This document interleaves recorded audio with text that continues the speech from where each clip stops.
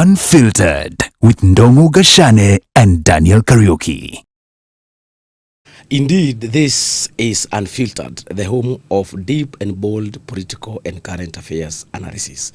I'm your host Ndongo Gashane, and I'm not alone. Because right now I don't have some engagement. In the morning you are having another guest. You are having the Mbere North Member of Parliament. Yes. Lewa Mudhende. I was not around. I was having some few agendas here and there. But you are back. But I'm back. Welcome back. And I'm very glad to be back. And also this afternoon we are having another very important person. Very important. In this country. Yes. Especially right now because of what her committee has done. Again, this is the second time. Yeah, and actually it is the second time. Because the first time we were with her, I think the report, you are concluding the report on the 10-point agenda that was signed as an agreement by President William Ruto and also the former Prime Minister, the late Raila Odinga, the memorandum of understanding on some of the issues that they wanted implemented so that they could bring Kenyans together.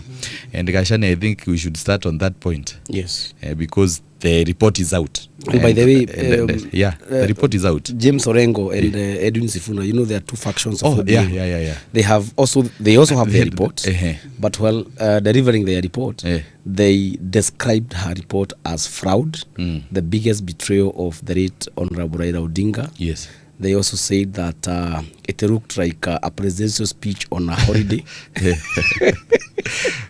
By the way, we are having Agnes Zani, the chairperson of the committee that supposed, or rather, is implementing. Before I forget my point, yes. We were not writing this report for various individuals for their various reactions. Yes. Our agenda and our task was very clear, as stipulated in the statement of establishment. Yes. To talk to various stakeholders.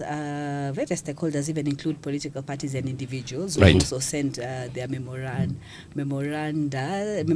to us. Yes. We collected various memoranda from various people, and I had said here the last time I was here that the key informats are the ones we are sharing. Of course, the Executive Office of the President, we're asking, for example, in terms of inclusivity, what have you done in your office? It gave us, what have you done? To Mheshimiwa Oluoch's question of, he seems to have given more, yes, because we did our memoranda, requested our memoranda long before the PG.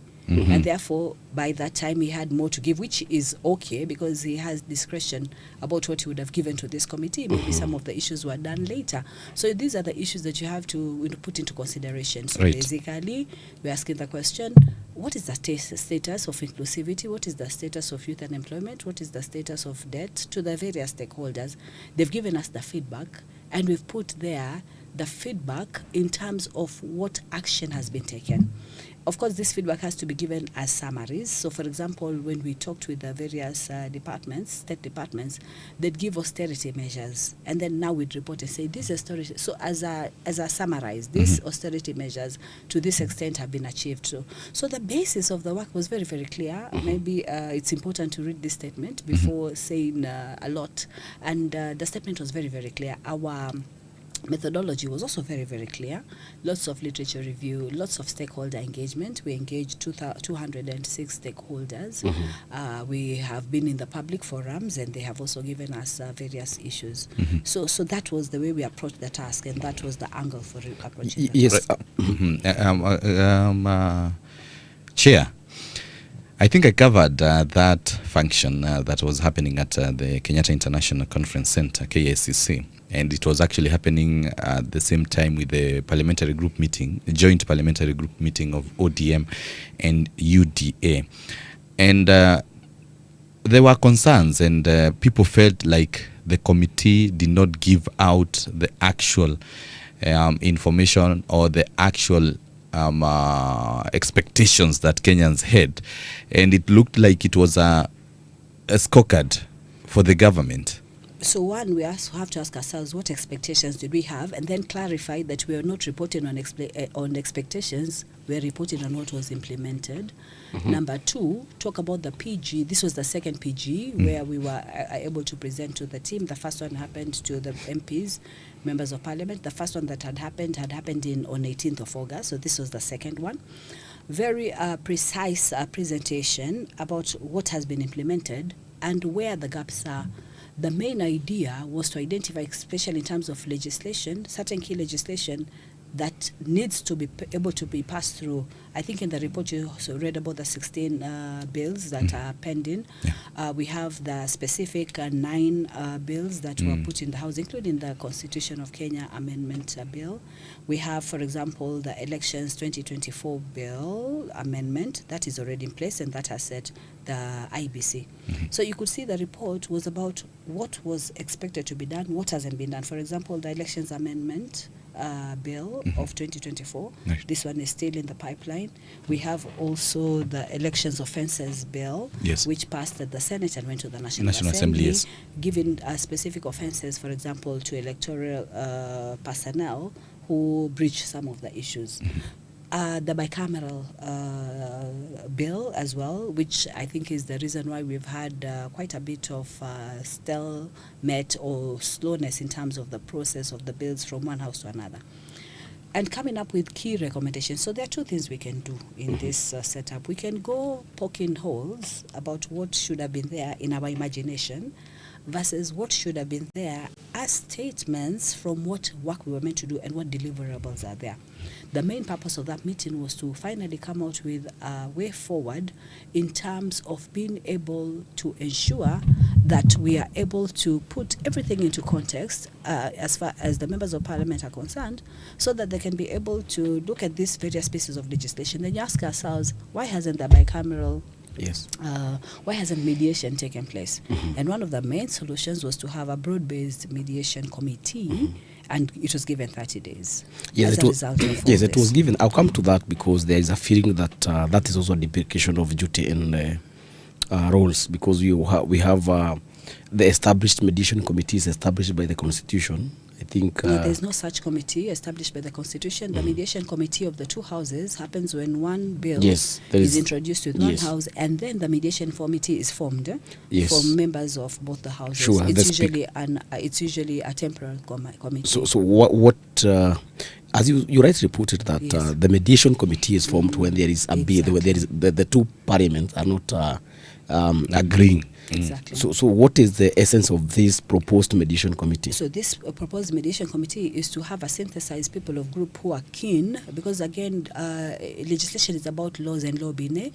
You know, for example, the no more than 2/3 gender rule has had problems from as early, I think, as I remember, 2014, when we lobby, but when we go to actually voting, people vote differently. The same will happen in mediation committees. But we have... Wait, let me finish my point. Some of the people might come, for example, from other parties who are not really concerned about the mediation. Before the mediation starts, first of all, the quorum has to be achieved. So obviously, if members don't go in the first place, there'll be no quorum in that time.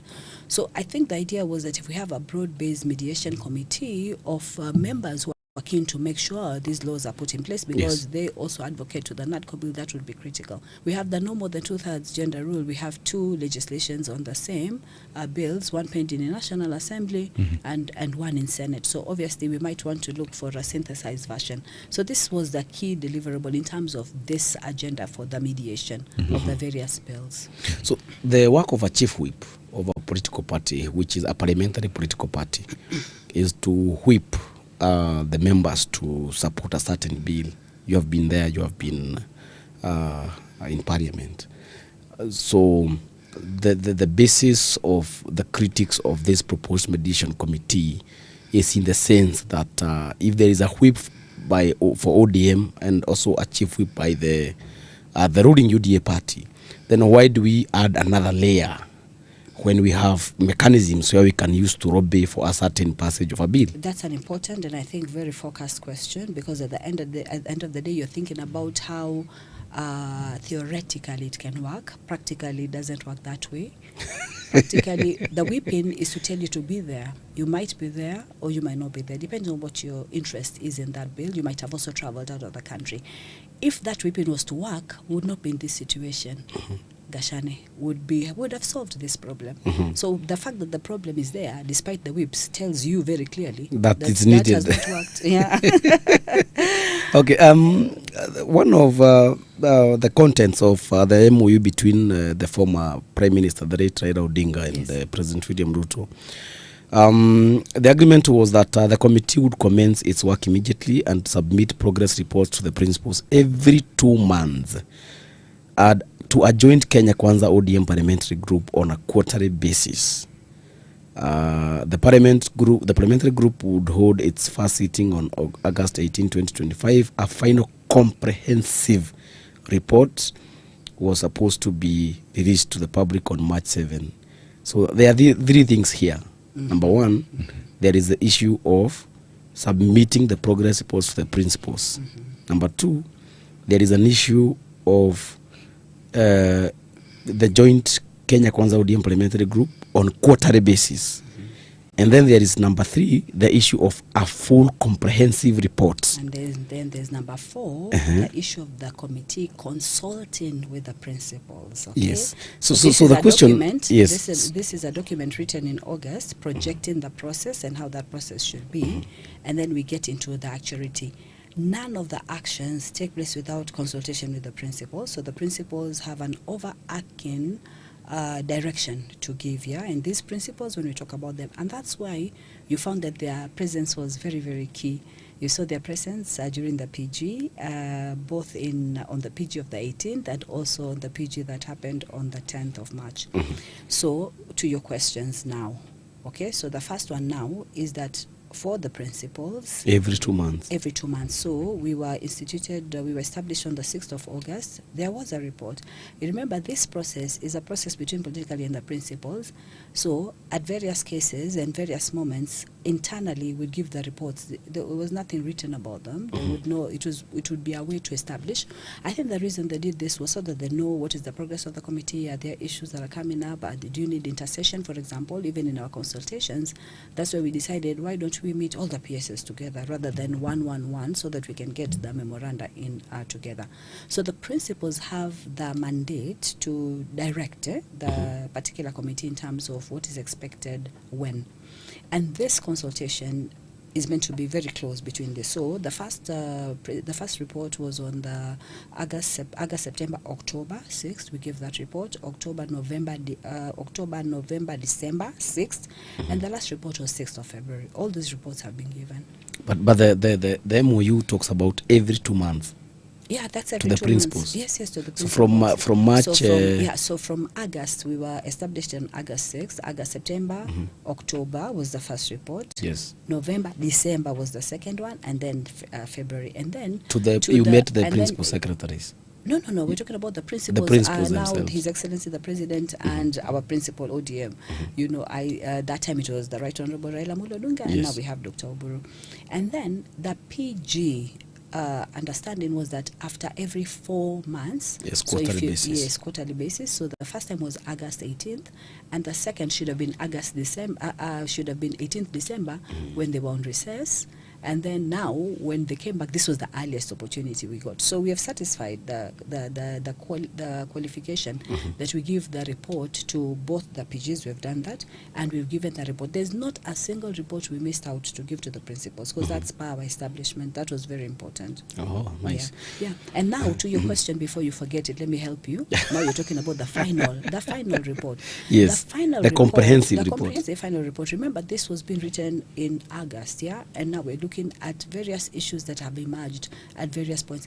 The principals and the committee have a way that they can be able to discern and think through what is key for specific periods. For example, for the specific period that when we were meeting with the PGs, it was very, very important. And you remember, even our committee was extended not through an establishment, but through resolution. It resolved with the members of parliament, should we give these people, some time? Why? So that we can go into a validation. Initially, it was felt that if we use a sample, that would be ample enough. But now the issue of, when the principals looked at it and the members of parliament looked at it, they did not find, they could have said, no, we're not giving any more time, and that would have been it. It should have ended there. But they felt that if we've been given those 60 days. It's specific 60 days, so that takes us to the 10th of May. During that time, do the validation process for those public forums again.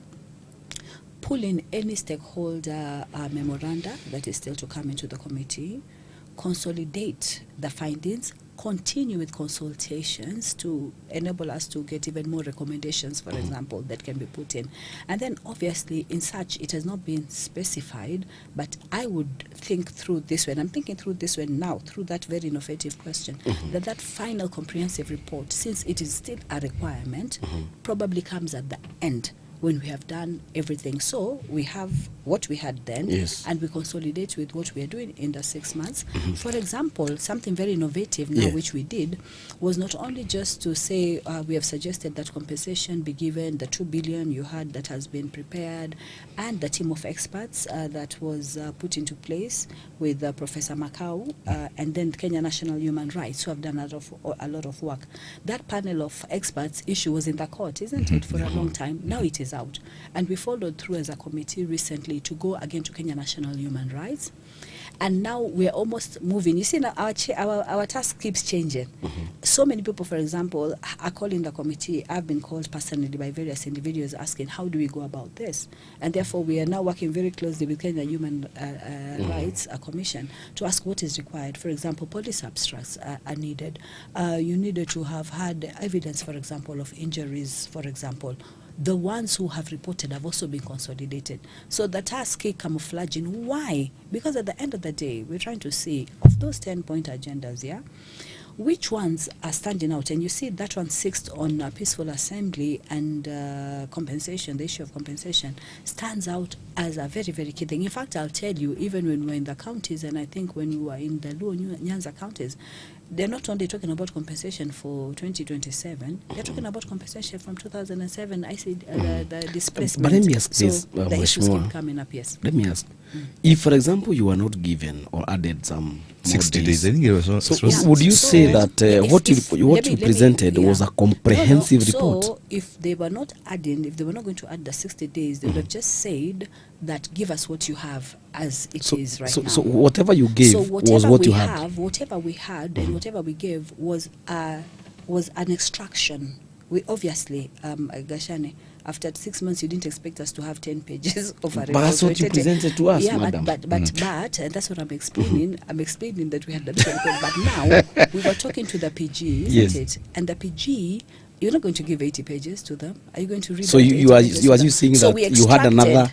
No. We extracted the issues from the main report for this particular report. But Chair, your report had a conclusion. Yes. It actually had even recommendations exactly. that were about 11. Yes. So if it had recommendation and the conclusion, then I'm yet to understand what is still not to be done that required another 60 days. So you can still have, because that was part of the whole comprehensive report, those recommendations are there.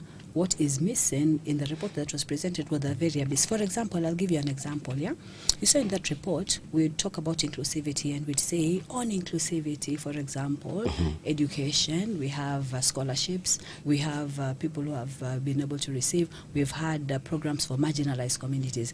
Did you see a paragraph on what is inclusivity, what is the background of inclusivity? You'd expect that automatically, isn't it? What is the history of inclusivity in Kenya? Corruption, the same. What is the inclusive? What is the status of this is what you'd expect, in a full-blown, what we call technical comprehensive report. So there is a way. I've been a lecturer for a long time at the University of Nairobi, and we'd have students have the whole of their DPhil or their master's thesis, but they wouldn't present everything during the oral presentation, isn't it? They present bits for them to pass. It doesn't mean logically that the other report is not involved. Now, with the 60 days, what the principal said is continue the process of validation, put it all together, add some more information, for example, and this is an extension, therefore. So you're going to you are already going to extract from the main document, and you add We can extract from the main document and add more. We have provisions to be able to do that because we've been given more time to be able to do that. So I don't see what the issue is. What is the issue? Let's look at some of these. I'm not understanding The issues. Some of There's the no issue. We'll tell you the You're issues. looking for issue. Some of the You're 10 looking for an issue and there's no issue. some of the 10 issues that you are Yes. dealing with, Yes, the yes, issues, yes. the 10 issues you are dealing with. We have, and you have actually touched on it, Yes. matters to do with compensation, Yes. and also about right to peaceful assembly, Yes, yes, yes. as enshrined in the Constitution. That is Article 37, if I'm Yes. not wrong. And in your report, you highlighted that the bill on the demonstration bill was withdrawn. It was. This is the bill that was put on in Parliament by Honorable Esther Passaris. You remember? Yes. She tabled a bill and then it was withdrawn because I think at that time the mood was not, you know, I don't know. It was withdrawn. When I go to the recommendations, it has been not been dealt with, that issue of peaceful demonstrations. It has been dealt with through the technocrats by, for example, suggestions that have been made about training, for example, of the police. Of the police. We've seen that in the Yeah, recommendations. that one I've seen. Yeah, because, you know, this whole thing of compensation and death, and you had Dr. Oburu mention it, principal of ODM during the meeting at that particular BG. He said that compensation does not mean that we don't value life. Yeah, it's sad, because compensation will not bring the life back, Yeah. but it is just a way. But that's one element. But the other element is now how to do the balancing act. Some proposals have been given even by various groups that we spoke to, like, for example, happens in the developed world. Can we have a particular area, for example, where you'll allow people to protest? And then, you know, so all these suggestions, when we've talked, for example, with the Police Service Commission, how best can we demonstrate issues to avoid the issues of, you know, violence and attacking each other during a protest. So it's an ongoing conversation. Various proposals have been given. But remember, again, these were legislators who were addressing, and therefore that particular implementation ended up being pended because that bill was withdrawn.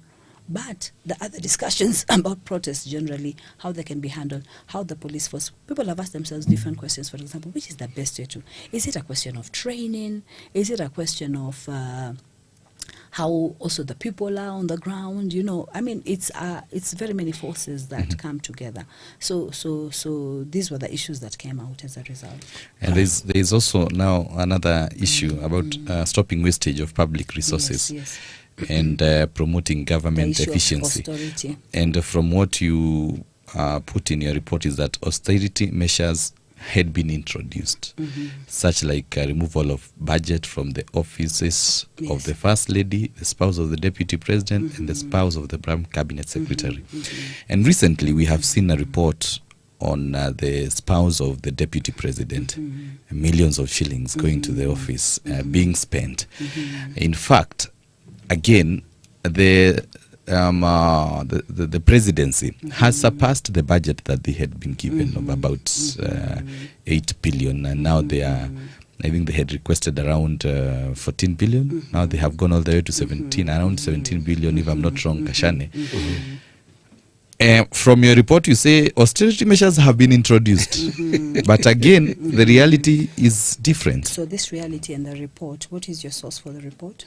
The Give me the reference. It's like a the source controller by- of budget. actually the control of budget Yes, and the very national, important. the national, treasury. yeah, national. And these are some of the That one is departments that are important. supposed to That one is get important. information. That one is very, very important. Yes. Now remember, this happened when? When was that report that you're talking about? When did it happen? The one on the austerity The one that measures. you're talking about, this report that you're saying for the Deputy President and for the state. Recently. Which date? I'm Because talking we of- were working, no. I'm actually But talking. I know where you are heading. Yeah, he Wait. knows where I I'm know. heading. No, wait. Yeah. You I know, wanted he to give knows- you the wait, date. Wait. That date is definitely past the 7th of March. Okay, assuming Are we that, clear? Mheshimiwa. Are we clear? But, I agree but with you. wait. I and agree with you. And I agree It with you. happened later after the Yes, report. of course. So you're trying to put me on the spot. But again- no, let's go by logic, okay? Yes. What you're saying is very, very important, okay? And maybe this is part of also that validation that is very key. you know, there are certain things that can happen today and another thing happens tomorrow. That gives us a chance again to go back to the issue of wastage of resources and relook at it. And we go back to the Auditor General and say, explain this to us clearly. I want to give you an example of the input that we had in terms of this whole thing of the issue of the stability and the economy and issue of debt. To a large extent, again, the issue of debt, yeah? And asking ourselves, why are we not able, for example, to break even? What is our general fiscal policy, for example, in terms of how we manage debt? And, for example, when we consulted with the various stakeholders, they tell us, for example, certain stabilization. We have lots of reserves, they told us, and that helps to stabilize. They've stabilized by having the shilling 128 to 129 to 130 over time. That's how they've been able to stabilize. They've been able to stabilize by reducing lending rates, for example. They gave us a whole fiscal program for how to be able to do that. But certain key questions still remain, for example, which we asked. We're saying, like, but how can this translate now to the Mwananchi so that, you know, they can understand. They can understand and they can feel the weight of things, because and they'll be felt at different places. This is not ABCD. For example, if you look at the over 500 young people who have been given Kazi Maju programs, for example, isn't it? That makes changes for them within their particular families to a large extent. For some of the programs that have been put, like Nyota programs, that gives them a chance. For example, procurement programs for the youth and the women, that gives them a chance. You know, Daniel, when we're talking about macro issues, they're so broad and so wide, and the angles for relating and attacking them are very, very different. You might find in one segment certain policies, you'll say in a particular region, these ones have done very well. There are many, many youth working there. I remember one of the key legislation which we were advocating for in the Senate was, could we have, for example, in county, and then you ask yourself, where does the role of counties come? Why can't we have, if we want to create wealth, for example, in the country, why can't we have, for example, in Kilifi, cashew nuts? Okay, then we come in Kilifi, cashew nuts, Kisumu, fisheries, marine science in the coast, gold mining in Kakamega, gold has been discovered there. Why don't we do that? Then we come to a key of devolution, because all these things are interrelated. We go to devolution. Why? And some of these happen in the devolution. The various members of the county assemblies have told us that they can't happen because we don't have ward fund that we can use properly. Now we have the county Equitable Development Fund that now has also been signed into an act. Yeah. We also have the bill that allows counties to have autonomy. Now, if you put all this together, you're looking at a macro picture where you can bring all these so that even those at the level of dealing with the communities can be able to have power to do these things. Because if you talk about, for example, wealth going to the people, the question of how comes, sisi tuko ugatuzi. One of the other issues in the MOU was to ensure that we don't have a clawback on devolution. So somebody will say, oh, but you didn't talk much about devolution. Yes, because the reference point for devolution was let's not have clawback. How can you not have a clawback when you have counties increasing? Then you hear somebody saying, oh, but they are not the ones who increased. Of course, we're not the ones who increased. The ones who, it is not, wait, kidogo. It is not. I'm actually waiting for Mheshimiwa to finish. Because I still feel I'm getting there. So, no, sasa mmenifanya nisahau. That's what you wanted anyway. But so we get to a point that when you find that at the end of the day, it's possible for various communities to be able to upsurge themselves, the equitable share, okay? It's not, of course, it's this is made a decision, the issue of is done by the revenue authorities and, various other processes.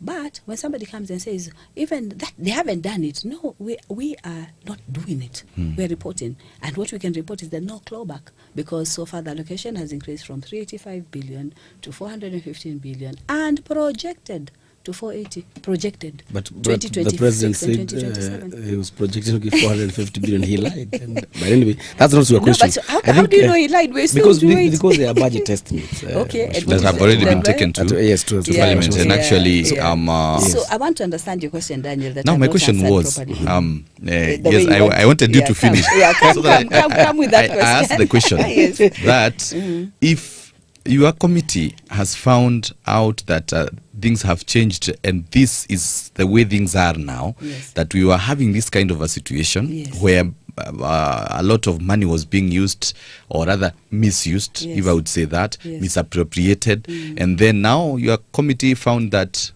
there are changes, Yes. that now they are not misappropriating, doing misappropriation. Yes.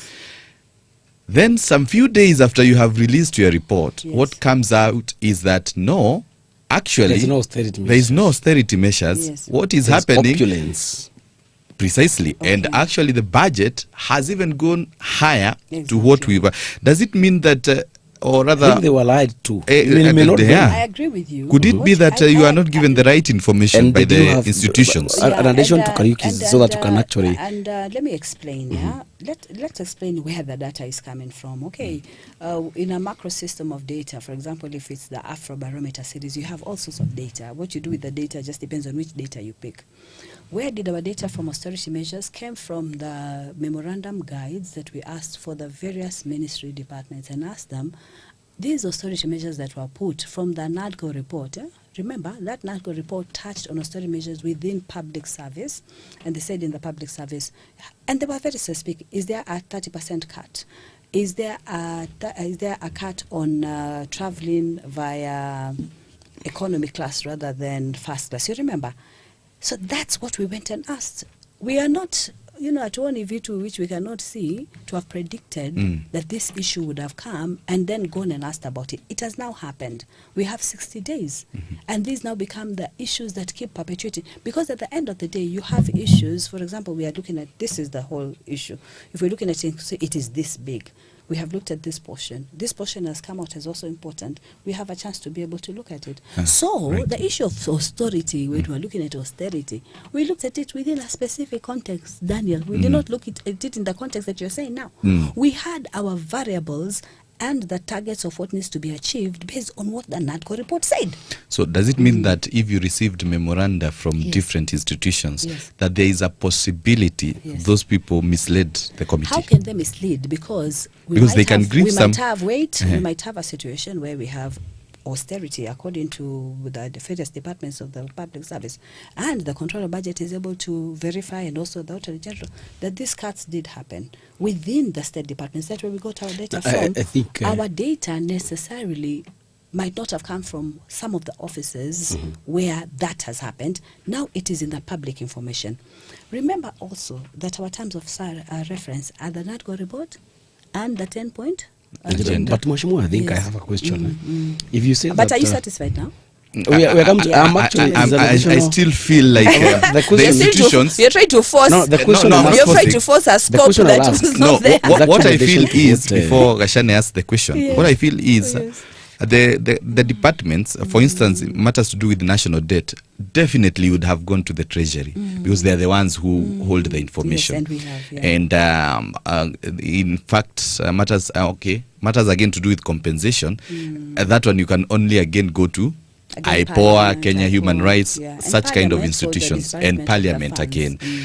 But now there are some other issues, like we have talked about the issue about the wastage. Deputy President. Someone can bring in an information, someone can bring in a document, a memoranda, depending on how they want to show, depending on the face they want to Daniel, create. Daniel, And by the way- So, Daniel, to Daniel. show that there is something that is being implemented, and yet they want Daniel. to make the committee feel like things are Daniel, going as no, it should. Daniel, okay? There's something hypothesis and there's something called reality, okay? Let's go with hold on. Let's go with the reality, okay? What does this task entail? This task entail the NADCO report, okay? Right. It gave the provisions and the 10-point agenda. It gave the provisions for this. It said on austerity measures that have been put. But from the NADCO report, you remember it was the NADCO report that Yes. put, check across the various public institutions that these austerities measures have been put. This is how they should be put. They should be 30% cut. They should be this. They should travel, for example, economy class. We went and asked across those specific questions.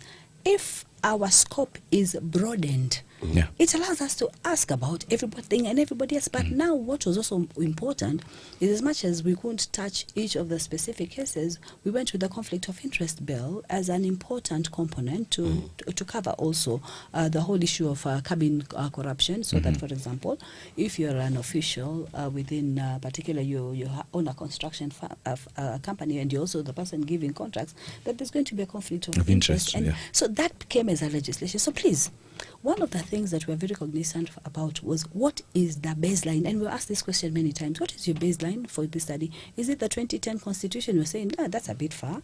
Our baseline is the NADCO report and 10-point agenda. But that issue that you're raising, at that time, it could have been there, it could have been going on, but it was not captured in the NADCO report. We are not saying we are going to ignore it. If it is something in the public space, definitely we still have access to the various stakeholders. We can go back again. So we can see another report again. No, what do you mean another report again? You're okay, the one report is there. Report is there. Like amend the report and add some few things. Actually, no.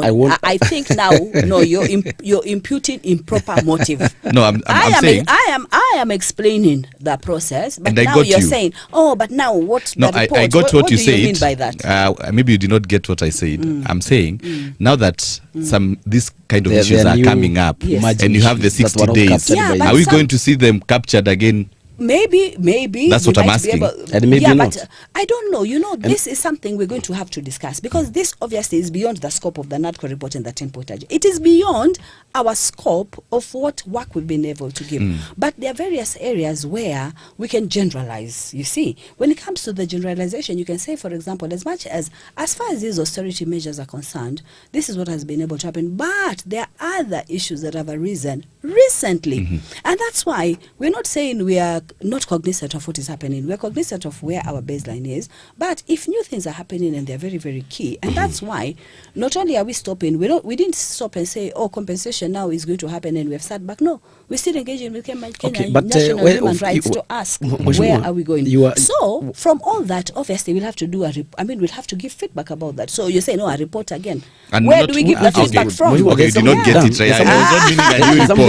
I was meaning it's being captured in the final, the comprehensive one. Yes. That's what I was asking. Maybe not as a specific case, but maybe now, because the issue is in the public space. You know, even the decisions we make in the committee are decisions we make as a whole committee, and these are rising issues.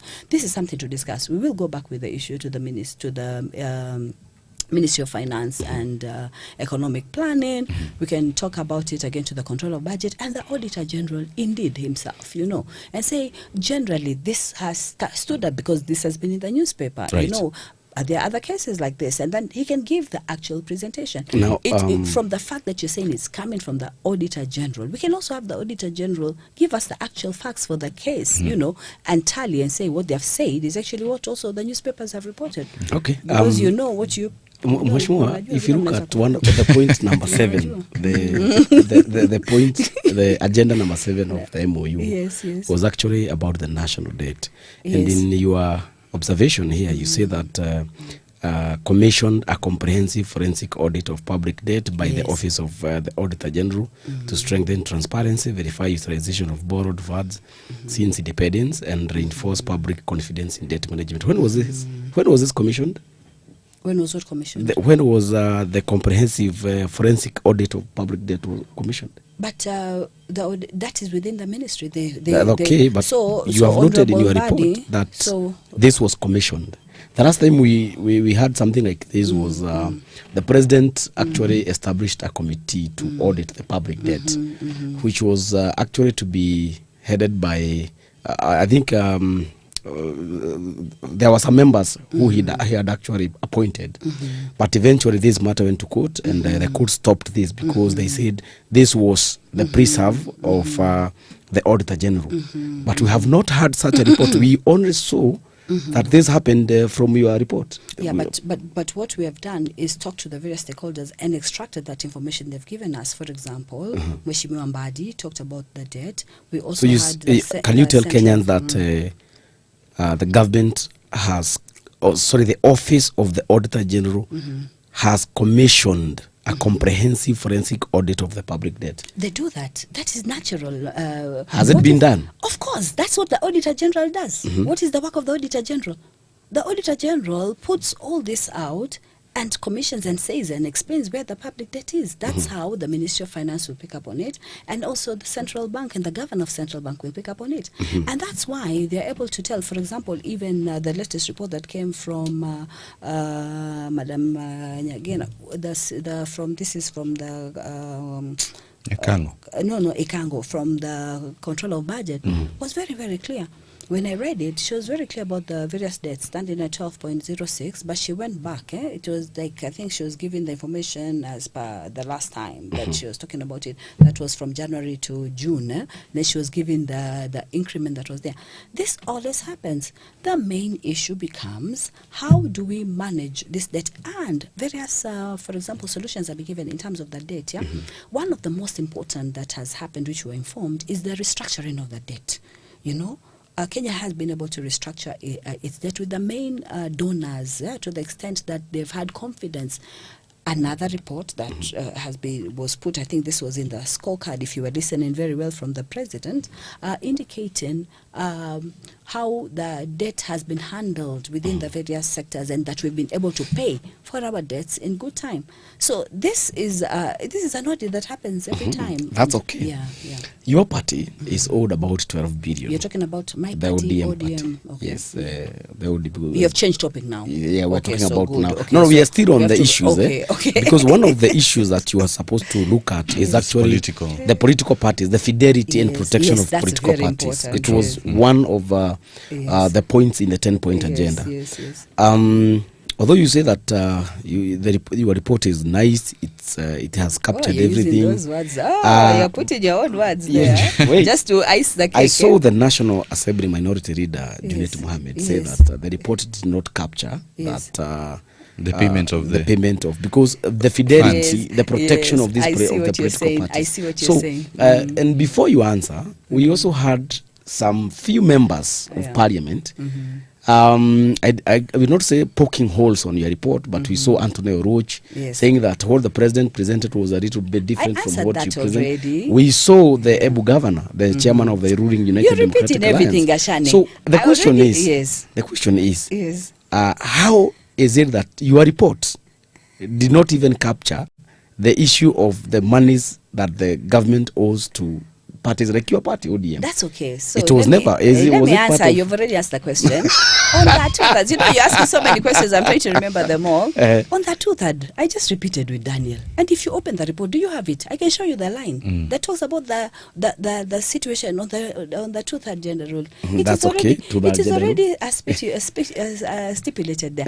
On the issue for launch, I already touched on it. I said that there was a scorecard. UDA was also doing their Yes. scorecard. And in the scorecard, obviously, they've been doing this for a very long the time. issue of money. Right. For us, we were given the components that were key in terms of the memorandum, and we've put them. On the issue of money, tell me where in the NADCO report it talked about the issue of money. No. Yeah, because I'm asking a question. I want A to very ask good you. question. I want to ask you, Gashane, when you talk about fidelity to the political, there were two angles to the fidelity to the political parties. Can I read you where that issue comes from? Point X of the MOU: protecting and promoting sovereignty of the people, the rule of law, and constitutionalism. Down there you see, furthermore, political parties being killers of democratic participation must be strengthened. The two leaders resolve to respect the identity and integrity of all political parties and to ensure respect and implementation of the provisions of the Political Parties Act. Okay, so the political parties It is a act, political parties the political act Yes. that money should be given. Yes. Okay, and that money should be disbursed to the whatever. We've asked that question many times as well. That's true. What you're saying, that that money is owed to by the political parties. Yes. From the political parties, by the government to the political parties. We have the Ministry of Finance there as well, who we also ask the same questions to. What is happening with that, and the response is probably they'll deal with it at the time they will deal with it. But I want to go But to you the never more... captured that in your report, madam. But there are so many, but let me tell you now, I want to come to you specifically where you were captured. You know, this is an implementation report here. Let me tell you the two issues in the NADCO report because you don't know them. The two issues in the NADCO report, one, fidelity to political parties. The first issue was have legislation that does not encourage or punishes you for party hopping in this sense.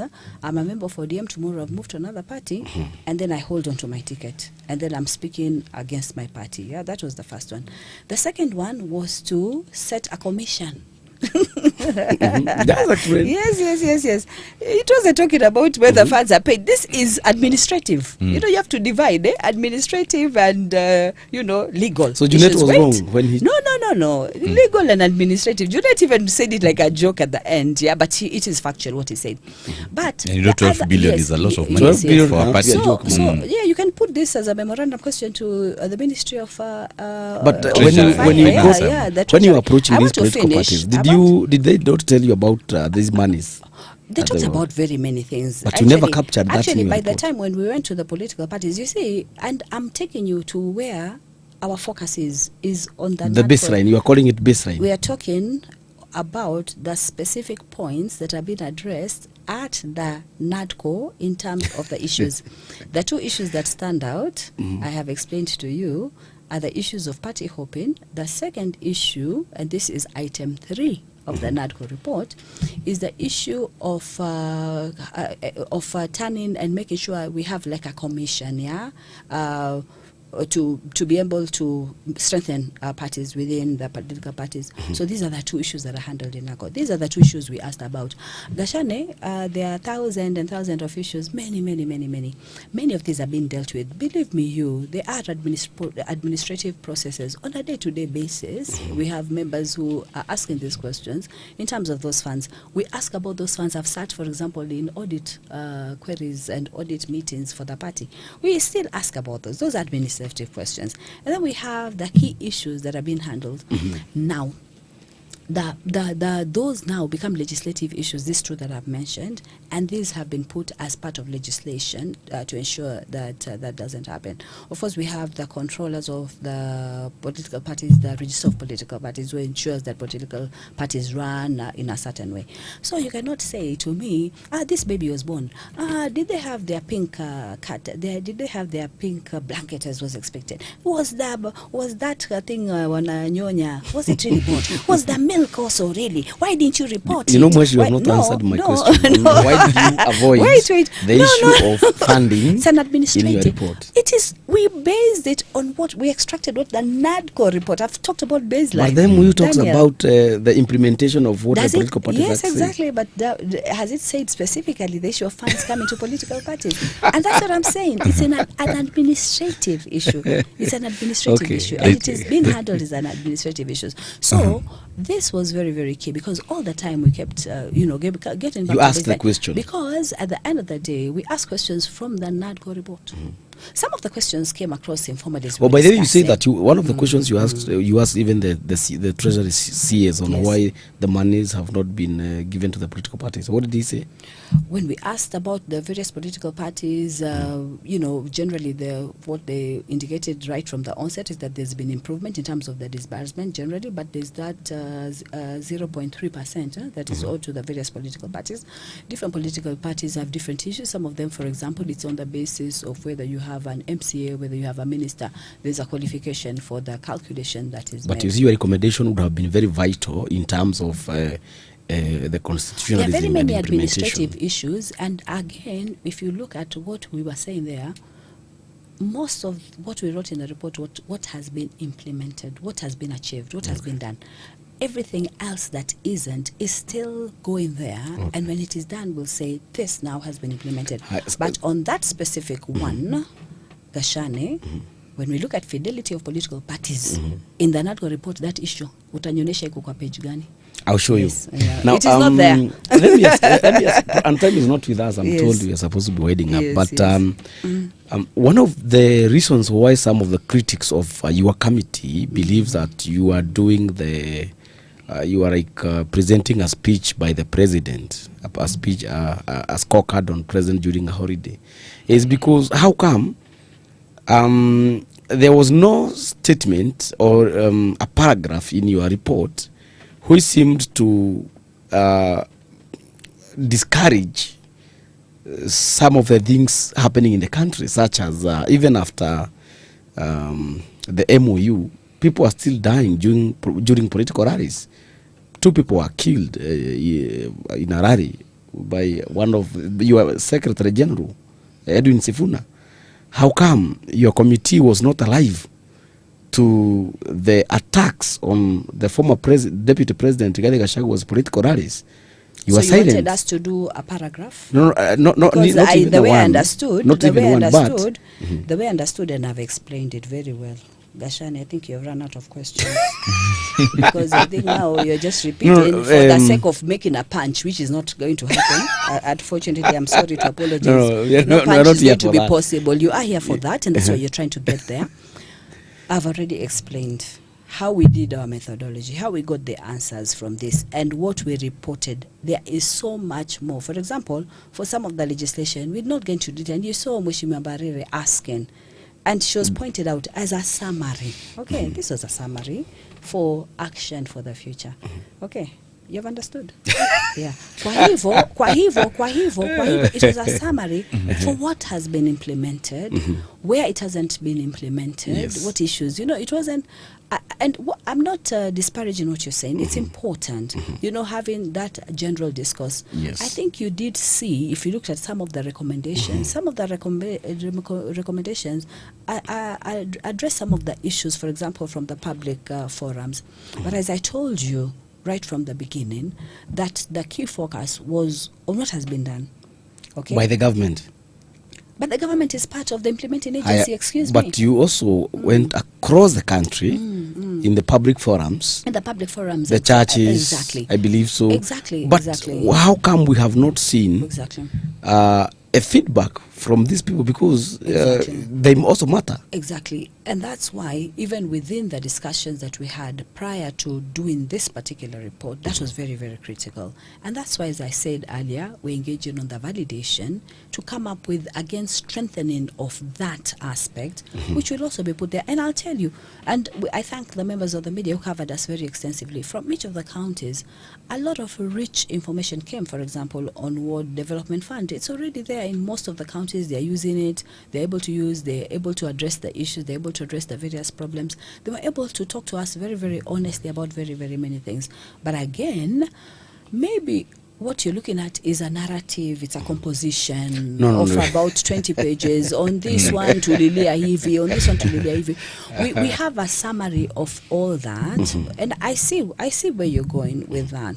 So I think it's just to help to understand the context of our working now. What you're giving as information is, and feedback is very, very important. This process is not closed. We do the validation, we put everything together, and be able to say, these were the outstanding issues, for example, from the counties. These were the outstanding issues, for example, from the stakeholders. This was what has happened. But what we must also lay cognizance on is the nature of the task. Right. The nature of the task of the NADCO report was to say, these were the NADCO issues. These issues needed to be addressed. Have they been addressed or not? And what we were saying, this one has been addressed. This one has been addressed. This one has not been addressed, maybe because it's still in court. For example, the audit, compensation. Also, the audit of the 2022 is a matter. It is a matter in court. We also have some of the reforms now that have been put for the IBC that immediately after an election, they're able within a year to audit for that particular year. All these ideas come in. So the whole point of the NADCO report was to really just highlight on various issues and ensure that some of the issues that we face are never faced the way they were faced at that time. Issues of electoral justice is a big topic, and IBC have handled all this, and they've very confidently said that they've tackled most of the issues. Issues, for example, about certain laws being put in place before 18 months to the election. All these issues are coming in different parts, and that sort of thing. So I don't think in this report we have started to say for a particular this one political party. They have not been paid this and this. I don't think the context is it is an issue, yes, it's important, but it's administrative. I think on the 10-point agenda on what has been implemented, what is is yet to be implemented. I think we are going to leave it at that. Yes. But in like 1 minute or 2 minutes, because I think we have maybe 3 minutes, if I'm not wrong. Let's first tackle it, or rather finally tackle issues to do with the parties and talk about ODM a bit. Because as Kashane put it, you are a member of ODM. Yes. And it seems that ODM is going to be having a National Delegates Convention. And Yes. seems it's going to be two. So Well, you've used you the as right Agnes word. Zani. You've used the right word. You've said seems, because we cannot predict what happens tomorrow, for example. You've used the right word in asking the question. You've said seems. What I can confirm is there is going to be a special delegates conference on the 27th of March. That's Friday next week. It's going to be Thursday. Thursday. Oh, sorry, It's going to be Thursday. on Thursday. Yeah. So this is what is being planned from the party. There is a specification about who the delegates will be. You know, this is within the constitution. Yes, the the party members who are the constitution. party constitution. This is what we have been planning for within the party and within the machinery of the party, putting this all together so that now within the political parties, you do know that the National Delegates Conference is very, very key. It's the apex. Okay, we have two types of NDCs. We can have NDC normal and NDC special. So we NDC. have in the special, and then we can also have another NDC later on in the year. And we have another ODM having also the People's National Delegates Conference. They've told you that there's another ODM. Yeah. You're not Okay. aware? They've told you in the whole I'm thing? telling The you. Which Sifuna, the constitution? the Sifuna side says they are going to also to be have. Umeona constitution yao, you can share. Oh, you know, we cannot We can't just ignore the we fact can't that ignore No, we that cannot. there is what's happening. No. Yeah. We're talking Your SG. Yeah, what is important Party is Secretary General. what we're talking about is dynamics at various times. And Gashane, this is not the only first time we've been in this space. We've had also before Secretary We also have your General. We've SG. had before Secretary General before this Yes. within the party. And you remember, as I told you last time, we were able to finally, at that particular time with Baba, we were able to finally submerge, and we ended up with a different lineup. So you're talking about future matters. I think 27th Thursday is soon coming, and then you can invite me to discuss at the aftermath of So that. you're going to be attending Because in terms of- which one? Because there is Because it seems Fo- there are two. follow through. I use the word seems. I think Seems if, there are two. I think if There you is found leader even if ground there were and three, leader you'd be Mwananchi. very happy. So nyinyi mko. So hebu tuambie, which one are you attending on Thursday? I've told you, Leader I've ground. explained the one that I've explained to. Or this I've one by explained the faction about. of Oburu. I've explained the one that is happening in ODM, that is happening on the 27th. Yes. And, You know, we'll be keen to see the one that you're going to be. You can begin.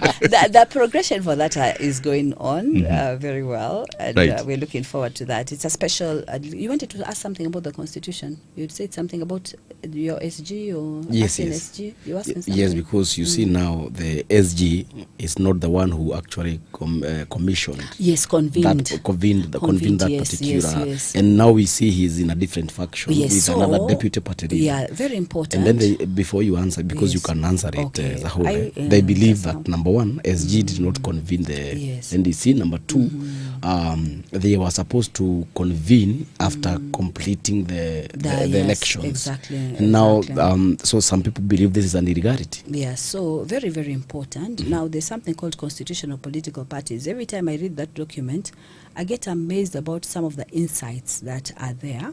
One of the insights that is there, and I think I had people asking, we have the Secretary General of the ODM, and then we have two Deputy Secretary Generals. One is in charge of political affairs, and one is in charge of strategy. In the Constitution, generally, the Constitution didn't preempt this particular situation, so I'm not saying as a result of this situation. It says that, for example, in the absence or if the Secretary General, maybe sometimes he's traveled out of the country, whatever it is not there and action needs to be taken, it can be taken by the Deputy Secretary General for Political Affairs. They act in that particular provision. And therefore, you saw very clearly that as that provision was given, she didn't do it as acting Secretary General. Yes, She did it as the deputy.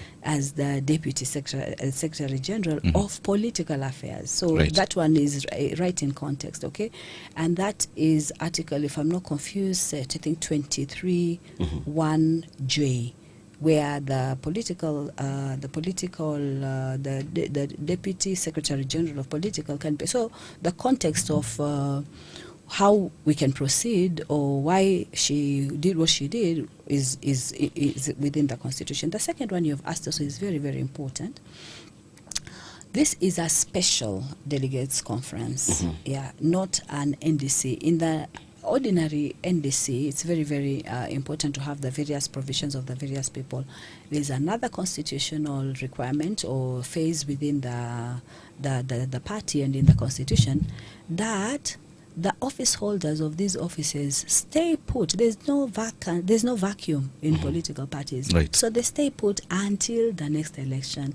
So all those who are there, even though the process of election has been going on and it hasn't happened yet, it's a process that is going on, but they are there in office. So they come as in their offices, and then later on, probably at the NDC itself now, we can have the various changes. So there's nothing that is out of the Constitution. Is that clear? Do I need to Yes, that's okay. That's very clear. Very good. Thank you very much, Mheshimiwa, Thank for you so having much. time. Here we say it's unfiltered. Yes. As a reason, you find sometimes we are going unfiltered indeed. Na hatuna But ubaya. I don't know. But as you unfilter, I filter. So we tunafika pale. It's about understanding and getting a common. And again, it's all good. And again, our viewer will also want to understand maybe if Exactly. you've talked about this issue and it looks like it is it's not really being dealt with the way you have actually put it. It's good for them to understand It's for from them the to understand. perspective. And then also maybe another important thing that I can say about the special NDC, because we had a bit of a discussion about which way to go. Right. The special NDC will only have a very constrained agenda. It's one agenda for the special, So it'll deal with one agenda. But if we had the general NDC now, is where also the whole issues of the elections and all these people having been done now comes into the fore. But as far as those who are in that office have not, because if they move out of the offices before, and then also the conclusion for those elections are just in 2 counties. I think we have Nairobi and another one, 2 of the counties, and it deals with about 2 people only. So the validity of most of the members who are meant to be there, apart from those 2 and their fast tracking, and I'll tell you, first of all, there are very few other political parties that do what we do in ODM. It is not easy at all.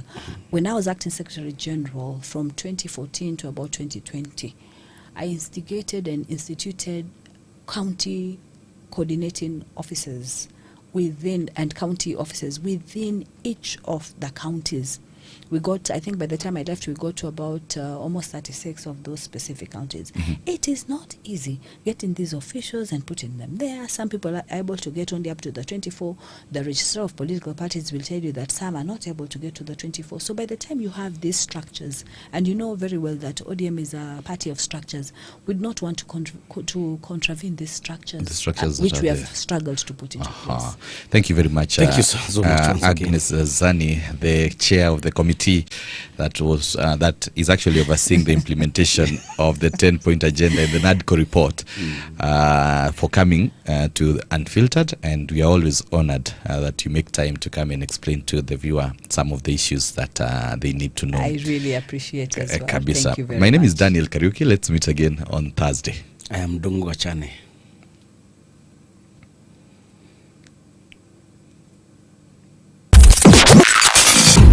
Unfiltered with Ndongo Gashane and Daniel Kariuki. Unfiltered with Ndongo Gashane and Daniel Kariuki.